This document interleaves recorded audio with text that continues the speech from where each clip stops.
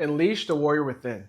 That's the slogan of Warrior Salt. My name is Eli Hamgary, and I'm the owner and founder of Warrior Salt, which is a premium electrolyte brand here in Scottsdale, Arizona. We ship our products all over the US at warriorsalt.com. And this video is going to be about just a really brief synopsis of how I started Warrior Salt and why. You see, I grew up as a skinny, chronically sick kid, even though I was athletic, because I didn't realize that I was eating so many things and processed foods that were causing havoc on my body. They were messing up my immune system and my digestive system, which were resulting in a variety of different symptoms, most notably skin issues, gut issues, and just poor immune system. So we get sick often. And fast forwarding to me being a full-grown adult and moving from my hometown, which was Chicago, and living in different states and living in areas that are dry, such as Colorado and Arizona, I really realized that I had to pay attention to my hydration. And for a long time, like many people, I didn't know what hydration actually meant. I just thought it was, you're dehydrated, you drink more water. You're not dehydrated, you don't need to drink water. This concept of electrolytes and salts, I just never really thought of. I knew some of the concept, sort of, because I used to drink Gatorade, and I heard the term electrolytes and I heard the term hydration, but I never really asked myself, what is it in Gatorade or any of these brands that is actually hydrating you? I became more curious about health and nutrition as I was able to improve my health over the years. I really started to plug into hydration because being in a dry climate, I realized that I was losing water. I was losing electrolytes more than I was when I lived in Chicago, which was a much more humid, more moisture in the air, and a flat area, as opposed to living in a place like Colorado, Arizona. Colorado most notably being known as the Mile High City, or Denver being the Mile High City, because you're a mile above sea level, you're up in the mountains, it's more elevation, therefore you lose a lot more electrolytes. Your body has to adapt, and the dryness really takes the moisture out of the air, and therefore you're not able to be as hydrated. And then depending on your habits, your activities, your sweat ratio and whatnot, you're going to be losing more electrolytes than you would had you been in a different climate. So when I came to Arizona, I really started to think about this, and I started to look at all these different electrolyte brands, and I noticed that they all had similar things in common. They all had poor quality salt. Some of them started to put some mineral salt, but often the dosage wasn't high enough, because when you sweat, you predominantly lose sodium in addition to water, and a lot of these places didn't have enough sodium to be considered an electrolyte. Or they had a lot of potassium. When I looked into the science, I found that you're actually not losing more potassium than sodium. You're losing more sodium. So sodium should take first priority. But a lot of these brands just weren't having enough sodium in there. And then obviously the low carb and the keto diet became more popular, and the carnivore diet started to become more popular. So a lot of these brands started pushing these high sodium electrolytes, which helped. But even with that, I noticed another lingering problem. They either didn't have enough potassium, or the quality of the potassium or the salt they were using was poor. And the biggest one out of all was the flavor, the natural flavors or artificial flavors. For a long time, I didn't know what this meant. I didn't know what natural flavors were. I thought, hey, it says it's natural, but is it really natural? Because it doesn't taste like real fruit. It tastes like a chemical. But then when I would taste something that was artificial flavors, they didn't seem like there was much difference between the two. So I was like, what's the difference between natural flavors and artificial flavors? So I did more digging, and I found out the artificial flavors and natural flavors are not that different. The only difference is that the number of chemicals and the origination of how they are made. They're both made in the lab. They're both comprised of a bunch of chemicals. Artificial flavors can have over 100 chemicals, and natural flavors can have more than 100 chemicals. And they have to originate from a fruit. But that fruit could only contain 1%, less than 1% of that fruit. And the other 99.9% could be all chemicals made in the lab. And they don't have to disclose what these chemicals are, so they don't have to tell you what they are, because they're all protected.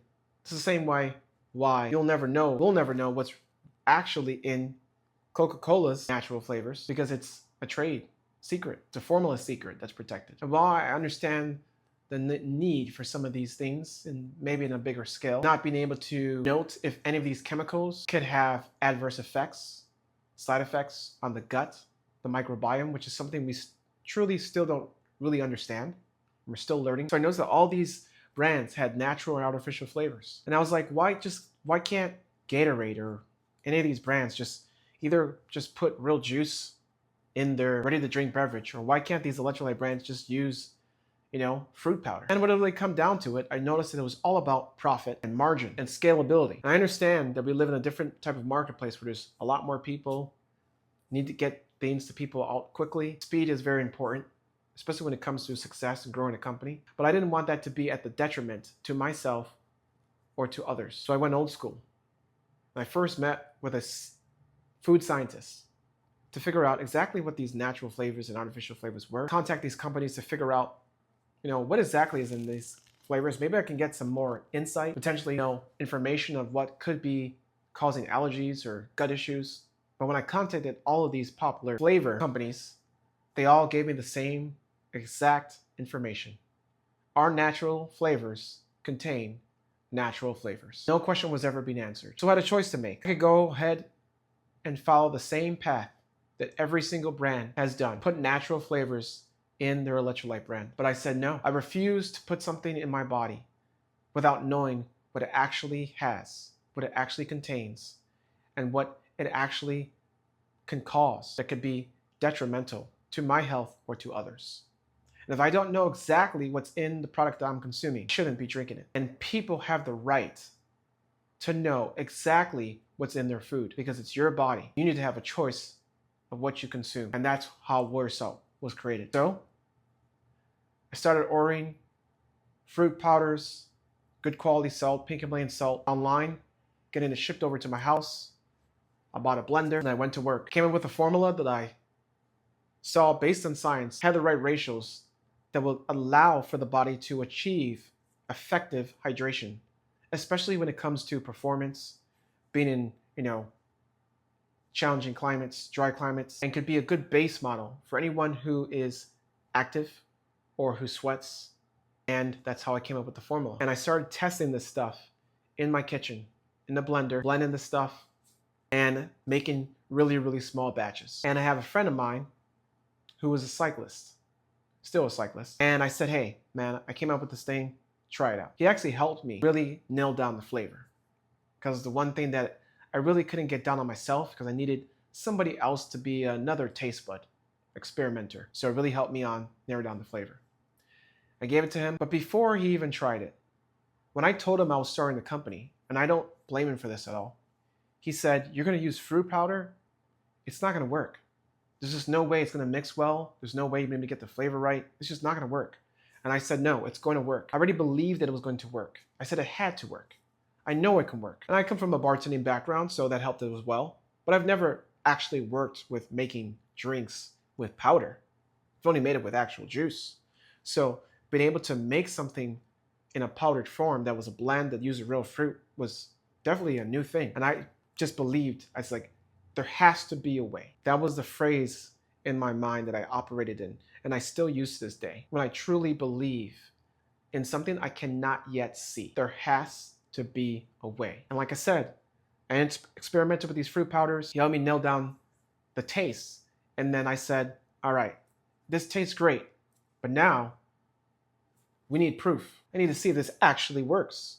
So I want you to take it on your bike runs, your long bike rides, your cycle runs, and see, does this actually work? Or is it just something that tastes good? And he used to get cramps often on his rides. And he started using it for weeks and weeks. And he was like, man, this stuff is awesome. I'm not cramping anymore. Every other brand I've used, although they might help me to some degree, I always end up getting cramps. You're the first product that I've been using that actually I'm not getting cramps from. So I knew I had something. Then I gave it to our other roommate at the time, who was a good friend of mine, former semi-pro basketball player. And he started using it, and he realized that it was really, really keeping him hydrated. And he realized that he had often been dehydrated, especially just living here in Arizona. It sneaks up on you sometimes. And he was like, man, this stuff is great. So I had two good friends of mine telling me that this stuff was great. But that wasn't enough, because they're your friends. And you want to think that your friends have your back. And you do want to think that your friends are going to be super honest and blunt with you when they need to be and tell you if something actually works, something doesn't work.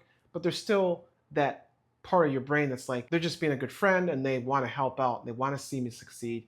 So maybe there's a little bit in their thinking, even though it may taste good, or there's maybe a little bit of a placebo effect just because it's something that's coming from a friend.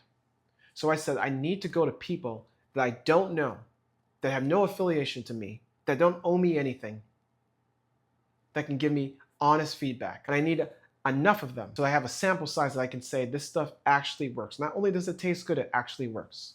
So what did I do? I had a friend of mine that works at this sales training office event space in Arizona. And they were having this event that I had already bought a ticket for because I wanted to support her. I wasn't really in sales, although, I kind of was just in the process of starting Warrior Salt. And I was gonna go there anyway. And there was gonna be about 400 people there. And it was kind of a like-minded people, crowd.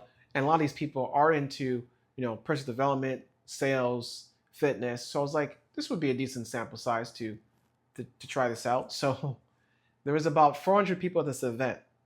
And remember, there's no stick pack machine. There's no, there's not really any type of container I can use to distribute this product. And I couldn't get a table, like a booth where I could mix the whole powder in a beverage dispenser so I could just give out samples, which was the most ideal thing for me to do, because in order to have a booth, you would have to purchase a booth as like a vendor. And I just didn't have the money for that. It was thousands, tens of thousands of dollars. So I asked her, I said, hey, would it be all right if I was able to just get this electrolyte in small little packets, so like Ziploc packets, and put them on the seats on all 400 chairs so that when people come there, it has a little note and it says, hey, try this Warrior Salt. And they could try it and I can get the reception. And she was like, yeah, if you get in there early, we'll let you go in there and put it on there, put it on the seats. So that's what I did. I got there early. I spent all night. I was up till about 4 in the morning trying to put these little single scoops of Warrior Salt into these black, like dime bags essentially. And I had this like heat press machine. It was either a heat press machine. No, it wasn't heat press. I didn't even have that yet. It was like a vacuum sealer. That didn't work too well. So I pretty much just snapped them in because that was the best I could do. And I wrote on them, if I was not mistaken, no, I got stickers, really, really ghetto stickers that said Warrior Salt electrolytes. And it was not as legible, not as easy to see, but it did the job. So I put it on all the seats. And a lot of times they were passing out water. I think they had water bottles available that you could just grab. So people started to just naturally kind of look at it and were like, oh, interesting. Yeah, that must be from provided by the event, but it was actually provided by me. And they started putting it into their water and they started drinking it. And I saw a lot of people, I was looking around, observing people, and they were drinking this thing and like, they were like, pretty good. And people started to get up while we had breaks and we're like, oh, who is this Warrior Salt stuff? And I was like, oh, that's my company, my brand. I just started it. I just wanted to try it out and see how people like it. And people like, this stuff is awesome. And even with that, I was like, this is cool, but I need more people. I need more people because I want to make sure that I'm also reaching like actually active people, because these people were mostly people who like were into fitness and the gym, but maybe not necessarily endurance type of sports or training. I was like, I need to approach like runners and stuff. So I started going to these run clubs and just literally popping up a table, bringing this cooler and just cups and stickers and stuff, and just giving it to runners and stuff during or after the runs. And that's how it grew and grew and grew. So I knew I had something. And that's all I got for this video, but I just wanted to tell you how I started it, and we'll go more into detail. But this wasn't something where I was like, yo, I want to start this business. I want to make a bunch of money. It was about how can I provide a high quality product that I would have so much confidence using because I know about the quality of ingredients in it. So that's kind of the starting story. I'll talk more about it in another video, but to cut this video a little shorter, we'll end it here. So with that being said, if you're an endurance athlete or a runner, a hiker, someone who does MMA, any type of sport, basketball, you name it, you live in a dry climate, you travel, or you just understand the importance of hydration, definitely check us out. Link is in the description at warriorsalt.com. We also provide about 300 gallons to a family in need with every single purchase with charity water. So check us out. If you haven't subscribed yet, definitely hit that subscribe button, and we'll see you in the next video. Unleash the warrior within.